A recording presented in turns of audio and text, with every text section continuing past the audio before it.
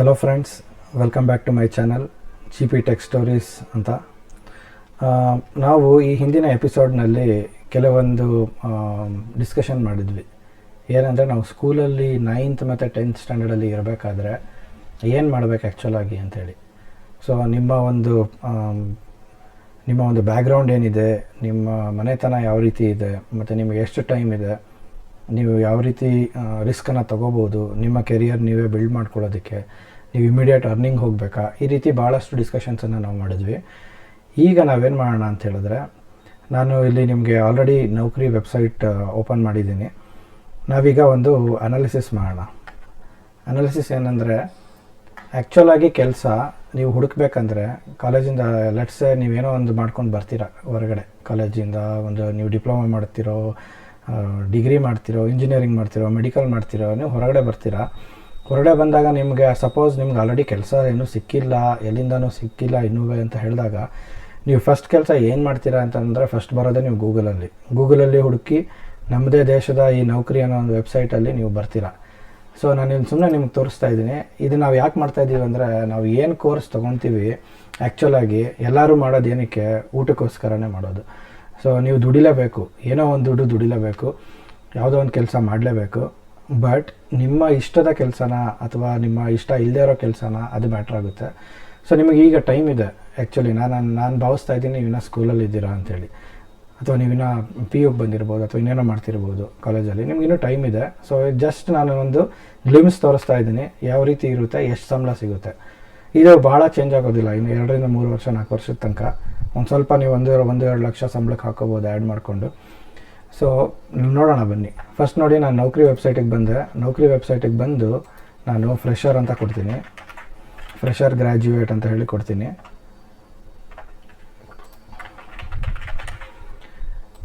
Select ಎಕ್ಸ್ಪೀರಿಯನ್ಸಲ್ಲಿ fresher ಅಂತಲೇ ಕೊಡ್ತಾ ಇದ್ದೀನಿ. ಎಂಟರ್ ಲೊಕೇಶನ್ ನಾನು ಬೆಂಗಳೂರು ಅಂತ ಮಾತ್ರ ಕೊಡ್ತೀನಿ. ಸೊ ಬೆಂಗಳೂರು ಅಂತ ಕೊಟ್ಟು ನಾನು ಸರ್ಚ್ ಮಾಡಿದ ತಕ್ಷಣ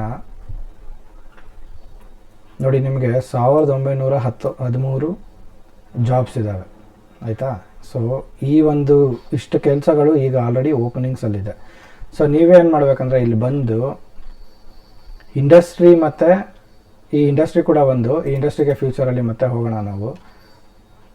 ಅದಕ್ಕಿಂತ ಮುಂಚೆ ನೀವು ಎಜುಕೇಷನಿಗೆ ಬರಬೇಕು. ಸೊ ಇಲ್ಲಿ ಎಜುಕೇಷನಲ್ಲಿ ನೋಡಿ, ಮಾರ್ಕೆಟಲ್ಲಿ ಯಾವ ರೀತಿ ಏನೇನು ಆ್ಯಕ್ಚುಲಿ ಕೇಳ್ತಾ ಇದ್ದಾರೆ ಕೆಲಸಕ್ಕೆ ಅಂದರೆ.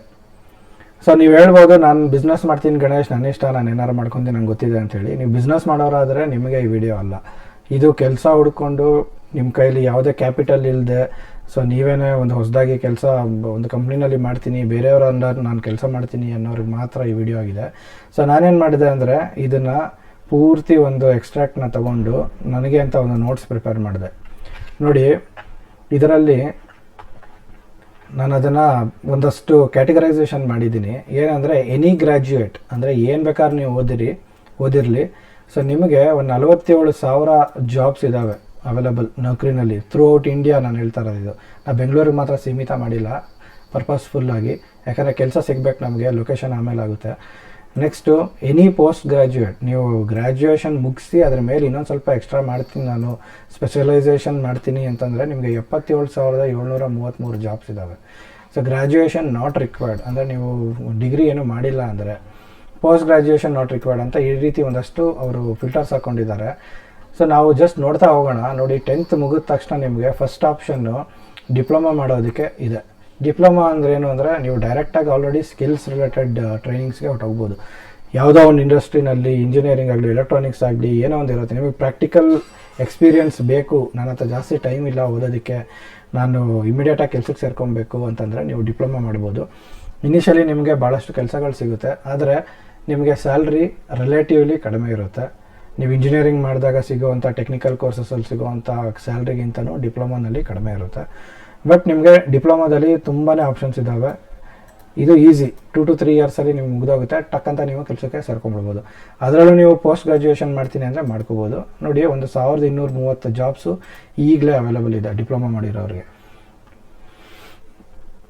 ಮುಂದಿನ ಆಪ್ಷನ್ ನಾನು ನೋಡಿದ್ದು ಆರ್ಟ್ಸ್ ಅಂತ ಹೇಳಿ. ಸೊ ಆರ್ಟ್ಸಲ್ಲಿ ನಾನು BA ಹಾಕ್ಕೊಂಡಿದ್ದೀನಿ, ಮತ್ತು MA ಹಾಕಿದ್ದೀನಿ, ಮತ್ತು LLB 3 ಹಾಕಿದ್ದೀನಿ. LLB ಇದೊಂದು ಸೆಪ್ರೇಟ್ ಸ್ಟ್ರೀಮೇ ಆಗುತ್ತೆ. ನೀವು ಲಾ ರಿಲೇಟೆಡ್ ಏನಾರ ನಾನು ಮಾಡ್ತೀನಿ ಅನ್ನೋ ಒಂದು ಇಂಟ್ರೆಸ್ಟ್ ಇದ್ದರೆ ಲಾಯರ್ ಆಗ್ತೀನಿ ಅಥವಾ ಇದು ಜಸ್ಟಿಸ್ ರಿಲೇಟೆಡ್ ಈ ರೀತಿ ಒಂದು ಇದು ಬರ್ತೀನಿ ಅಂತ ಹೇಳಿದ್ರೆ ಲಾ ರಿಲೇಟೆಡು ಅಲ್ಲಿ ಕೂಡ ಜಾಬ್ಸ್ ಓಪನಿಂಗ್ಸ್ ಇದೆ. ಬಟ್ ಇವೆಲ್ಲ ನೀವು ನಾರ್ಮಲಿ ಇದು ಓನಾಗಿ ಮಾಡೋ ಥರ ಇರುತ್ತೆ ಅಥವಾ ಗೌರ್ಮೆಂಟ್ ರಿಲೇಟೆಡ್ ಜಾಬ್ಸಲ್ಲಿ ಇರುತ್ತೆ. LLB ನಾನು ನೋಡಿರೋದು.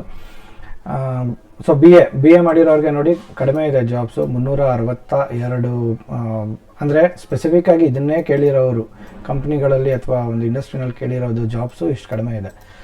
ಸೊ ಮುಂದಿನ ಇದಕ್ಕೆ ಬರೋದಾದರೆ ನೀವು ಕಾಮರ್ಸಲ್ಲಿ ಬರ್ತೀನಿ ಅಂದರೆ ನೋಡಿ, ಕಾಮರ್ಸಲ್ಲಿ ಮತ್ತೆ ಸ್ವಲ್ಪ ಲೈಕ್ ಇನ್ಕ್ರೀಸ್ ಆಯಿತು ನಂಬರ್ಸು. BCom ಮಾಡಿರೋರಿಗೆ ಕಾಮರ್ಸಲ್ಲಿ BCom ಮಾಡಿರೋರಿಗೆ 1397 ಜಾಬ್ಸ್ ಅಂತ ತೋರಿಸ್ತಾ ಇದೆ.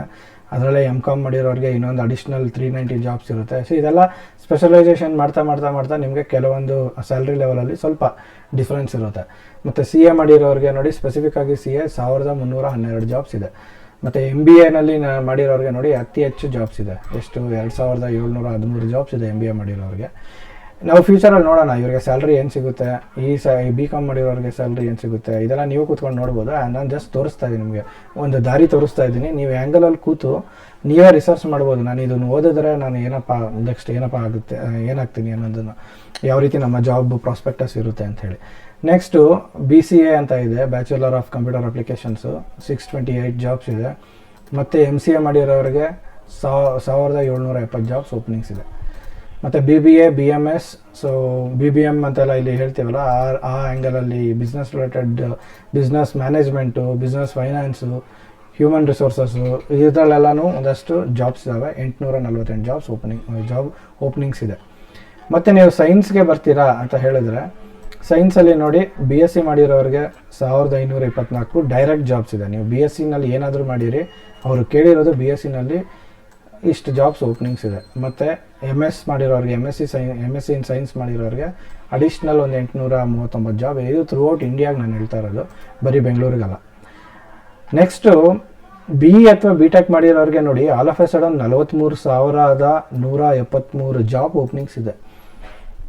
ಅಂದರೆ ಪ್ರತಿಯೊಂದು ಜಾಬಲ್ಲೂ ನಿಮಗೆ ಲೈಕ್ ಇಂಡಸ್ಟ್ರಿನಲ್ಲಿ ಇಷ್ಟು ಯಥೇಚ್ಛವಾಗಿ ತುಂಬ ಡಿಫ್ರೆನ್ಸ್ ಬಂದುಬಿಡ್ತವೆ. ಇಲ್ಲಿಗೂ ಬೇರೆ ಕೋರ್ಸ್ ಮಾಡಿರೋರ್ಗೂ ಮತ್ತು BEಗೂ ಇಲ್ಲಿ ಡಿಫ್ರೆನ್ಸ್ ಆಗುತ್ತೆ. ಯಾಕಂದರೆ ನೀವು ಒಳ್ಳೆ ಸ್ಯಾಲ್ರಿನೂ ಸಿಗುತ್ತೆ ಮತ್ತು ಜಾಬು ಒಂದಲ್ಲ ಒಂದು ಸಿಗುತ್ತೆ.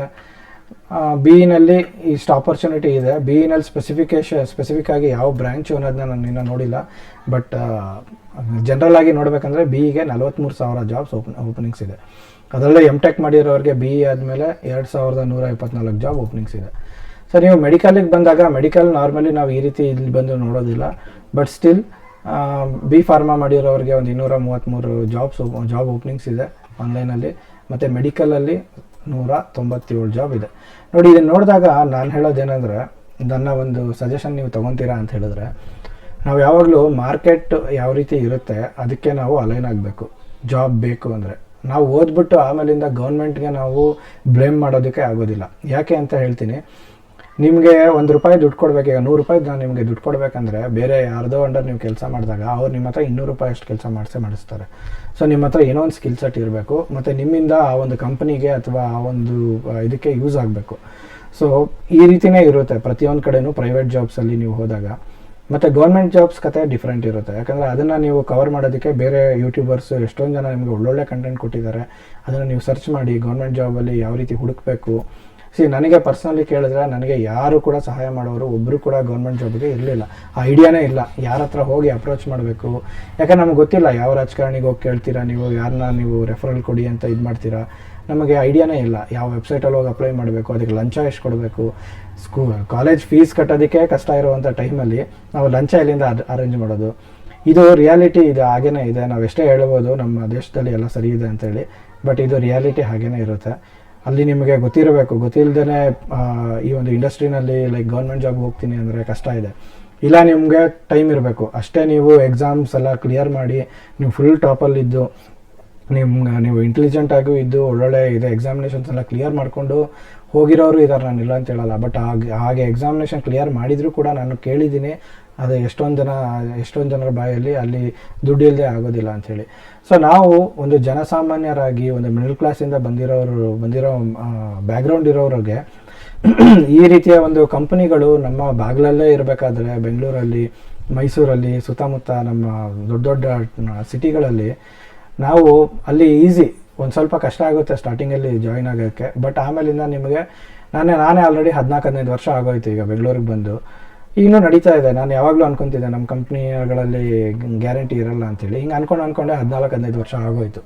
ಸೊ ನನ್ನ ಸಜೆಷನ್ ನಾನೇನು ಹೇಳ್ತೀನಿ ಅಂದರೆ, ನೀವು ಹೋಗಿ ಈ ರೀತಿ ಒಂದು ವೆಬ್ಸೈಟ್ಗೆ, ನಿಮ್ಗೆ ಅಲ್ಲಿ ಹೋದ ತಕ್ಷಣ ನಿಮಗೆ ಒಂದು ಐಡಿಯಾ ಸಿಗುತ್ತೆ ಎಲ್ಲಿ ಏನು ಜಾಬ್ಸ್ ಬರ್ತಾ ಇದೆ ಇಂಡಸ್ಟ್ರಿನಲ್ಲಿ, ಮತ್ತು ಅವ್ರಿಗೆ ಎಷ್ಟು ಸ್ಯಾಲ್ರಿ ಇದೆ ಅಂತ ಹೇಳಿ. ಫಾರ್ ಎಕ್ಸಾಂಪಲ್ ಈಗ ನೋಡಿ, ನಾನು ಎಮ್ ಬಿ ಎ ಮಾಡಿರೋರ್ದು ಸ್ಯಾಲ್ರಿ ಹುಡ್ಕೋಣ. MBA fresher enter location Bengaluru ಅಂತ ಕೊಡ್ತೀನಿ. ಸೊ ನಿಮಗೆ ಸ್ಟಾರ್ಟಿಂಗಲ್ಲಿ ಸ್ಯಾಲ್ರಿ 2.5 ಲಕ್ಷದಿಂದ 6 ಲಕ್ಷ ಪರ್ ಆ್ಯನಮ್ ಅಂತ ಇದೆ. ಇದರಲ್ಲಿ 3 6 ಲಕ್ಷ. ನಾರ್ಮಲಿ ಇದು MBA ಮಾಡಿದವ್ರಿಗೆ ಅಂತಲೇ ಅಲ್ಲ, ಪ್ರತಿಯೊಂದು ಇಂಡಸ್ಟ್ರಿನಲ್ಲೂ ಇದು ಒಂದು 2.5 ಲಕ್ಷದಿಂದ ಸ್ಟಾರ್ಟ್ ಆಗುತ್ತೆ. 2.5 6 ಲಕ್ಷ 10 ಲಕ್ಷ ತನಕ ಇರುತ್ತೆ. ನೋಡಿ, ಇಲ್ಲಿ ಹೋಗ್ತಾ 3 ಲಕ್ಷದ ತನಕ ಇರೋ ಸ್ಯಾಲ್ರಿ 1,500 ಜಾಬ್ಸ್ ಇದೆ. 3 6 ಲಕ್ಷದ ತನಕ 1,500 ಇದೆ. ಆಮೇಲೆ ನೋಡಿ ಕಡಿಮೆ ಆಗೋದು ಸಡನ್ನಾಗಿ. ತುಂಬ ಸ್ಟೀಪ್ ಡ್ರಾಪ್ ಅಂತಾರೆ ಇದಕ್ಕೆ. 258 ಜಾಬ್ ಮಾತ್ರ ಇದೆ ಫ್ರೆಷರ್ಸಲ್ಲಿ. ಸೊ 10-15 ಲಕ್ಷಕ್ಕೆ 51 ಜಾಬ್. ಸೊ ಈ ರೀತಿ ಇನಿಷಿಯಲ್ ಸ್ಯಾಲ್ರಿ ನೀವು ನೋಡಬೇಡಿ. ನನ್ನ ಸಜೆಷನ್ನು ಫಸ್ಟು 1-2-3 ವರ್ಷದ ತನಕ ನೀವು ಸ್ಯಾಲ್ರಿ ನೋಡಬೇಡಿ. ಫಸ್ಟು ಕಲೀರಿ, ಕೆಲಸ ಏನಿದೆ ಅನ್ನೋದನ್ನ ತಿಳ್ಕೊಳ್ಳಿ, ಆದಷ್ಟು ನಾಲೆಡ್ಜ್ನ ತೊಗೊಳ್ಳಿ.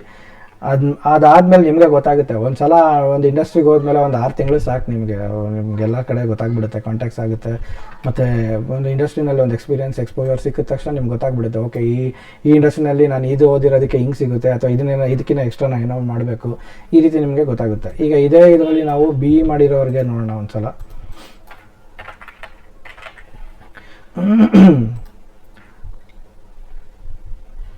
ಸೊ BE BTech ಮಾಡಿರೋರ್ಗೂ ಕೂಡ ನೋಡಿ ಅಷ್ಟೇ ಇದೆ.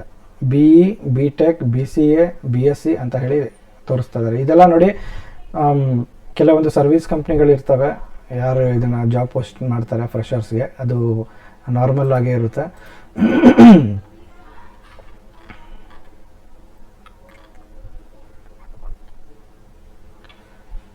ಅಷ್ಟೇ ಇದೆ ನೋಡಿ, 2.25-3 ಲಕ್ಷ, 5-10 ಲಕ್ಷ. ಕೆಲವೊಂದು ಕಂಪ್ನಿಗಳು ಒಳ್ಳೆ ಪೇ ಮಾಸ್ಟರ್ಸ್ ಆದರೆ ಅವ್ರು ನಿಮಗೆ ಒಂದು ಅಪ್ ಟು ಒಂದು 8-10 ಲಕ್ಷನೂ ಕೊಟ್ಬಿಡ್ಬೋದು ಸ್ಟಾರ್ಟಿಂಗಲ್ಲೇ. ಬಟ್ ಅದಾದಮೇಲೆ ನೀವು ಮತ್ತೆ ಅಲ್ಲಿಂದಲೂ ಜಂಪ್ ಮಾಡೋಕ್ಕಾಗೋದಿಲ್ಲ. ಸೊ ಅದಕ್ಕೆ ಗೋಲ್ಡನ್ ಚೈನ್ ಅಂತ ಹೇಳ್ತಾರೆ. ನಿಮ್ಮನ್ನ ಅವ್ರು ಕಟ್ಟಾಕ್ಬಿಡ್ತಾರೆ ದುಡ್ಡು ಕೊಟ್ಟು. ಅಲ್ಲಿಂದ ನೀವು ಹೋಗ್ತೀನಿ ಅಂದ್ರೂ ನಿಮ್ಮ ಕೈಲಿ ಹೋಗೋಕ್ಕಾಗಲ್ಲ, ಆ ರೀತಿ ಇದಾಗ್ಬಿಡುತ್ತೆ ನೋಡಿ.